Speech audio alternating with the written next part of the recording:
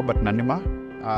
I'm a member of the committee, the African Committee of Experts on the Rights and Welfare of the Child, and I'm also the Special Rapporteur for children affected by armed conflict, and also the chairperson of the working group on the implementation of decisions. In my other life, I'm an associate professor at the University of the Western Cape at the Faculty of Law, where I lecture child justice and law of evidence, among others.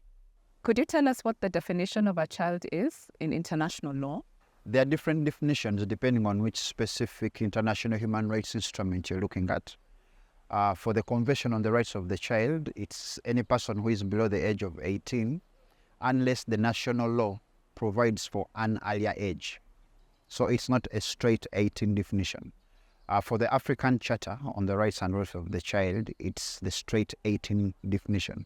So a child is any person below the age of 18. So in the African context, and for all countries that have ratified the African Charter on the Rights and Welfare of the Child, a child is anyone below the age of 18.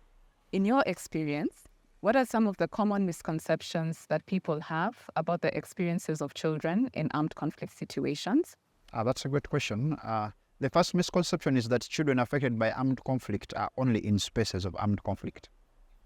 We always think only where there are bullets flying, spaces of armed conflict, that's where they are. But even from the theaters of conflict, these children are affected and they move to other spaces. For instance, they move to spaces where there are places of transition as refugee children or internally displaced children, or where they actually move to places where they settle in peaceful societies. So whether it's a peaceful society or whether it's an area where a child is in transition or is internally displaced or as a refugee, all those could be children affected. What matters is the severity of the effect depending on where they are and what states or stakeholders should do to promote and protect the rights of those children by virtue of the fact that they remain affected where they are. So that's the first misconception. So there are different environments. It could be a peaceful environment. It could be an environment of transition. It could be an environment where there is actual armed conflict. And we look at armed conflict in a grand perspective. It's not only where there is actual armed conflict, but where there is armed conflict, where there is tension, for instance, gangs are fighting, where there is strife, for instance, where there is election violence. All that could amount to what we categorize as armed conflict. So these children could be in any space, provided there is that common denominator that at one time they were in an area that had armed conflict. The second misconception is to think that children are homogeneous, that a child in armed conflict is the same as a child who is in a peaceful state. That's not the case. A child in armed conflict will require different measures, different interventions that speak to the improvement of his or her person. And if we don't realize that, we shall treat all of them the same. Or at times we shall discriminate against them by virtue of the fact that they're coming from somewhere else. The third misconception is the fact that we always say or think that since the children are from areas of armed conflict, they are not children. They are adults, especially in instances where they are linked to terrorism or terrorist activities. And we feel that until we deal with them with the strongest arm of the law, we're not dealing with them correctly.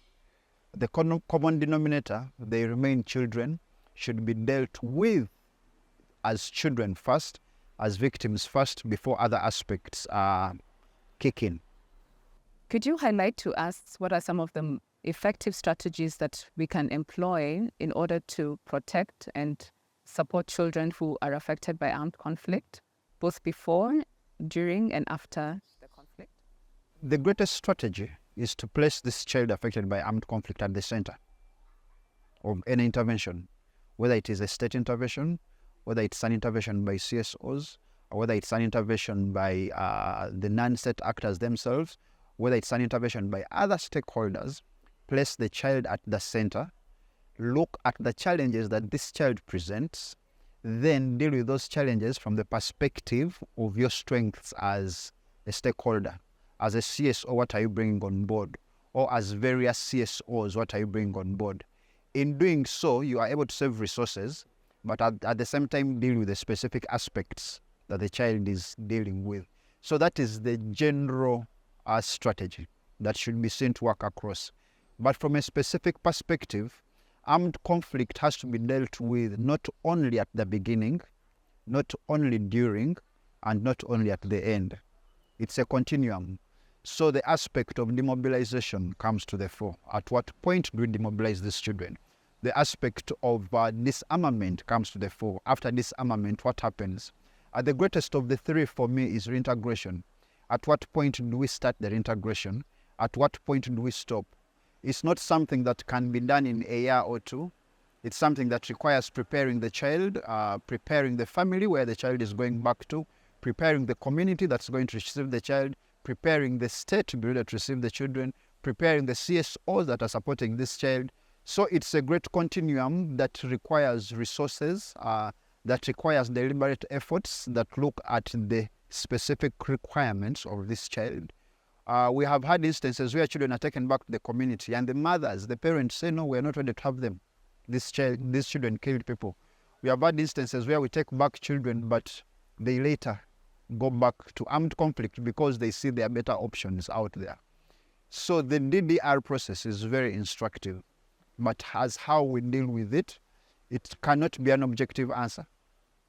It is objective and subjective in the sense that we look at the demands, the requirements that this child needs, that the community needs, that the family needs, that the state needs. But at its core, you place this child at the center of any interventions that you're putting across, and those interventions should inform what you intend to do in terms of strategy.